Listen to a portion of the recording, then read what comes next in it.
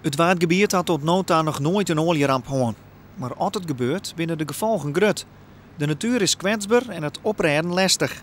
Rijkswaterstaat is ontzettend goed om olie te ruimen van het oppervlaktewater.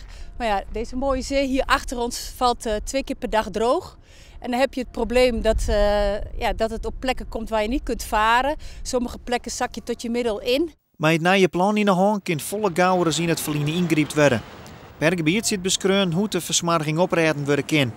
En werd het maar beter lezen blijven kan, omdat oprijden van meer skiërswaardig is als de versmarging zelfs. Nou, als je bijvoorbeeld in een kwelder de olie probeert weg te schrapen met een shovel, vrij grof materiaal, als het al zal lukken, dan kun je de wortels van de planten die daar groeien beschadigen. Dan heb je de olie weg, maar dan heb je na een aantal getijden ook het gebied weg, omdat het zand dan los is en het spuult dan gewoon de zee in.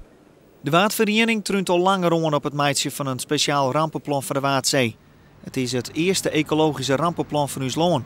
En de Waardvereniging is blij dat het er nou leidt. De kans dat er iets gebeurt is vrij klein, maar als het gebeurt zijn de effecten wel heel groot. Het Waddengebied leeft natuurlijk hoofdzakelijk van het toerisme. Visserij is een belangrijke sector, dus economisch is het ook gewoon heel belangrijk om dit gebied goed te beschermen.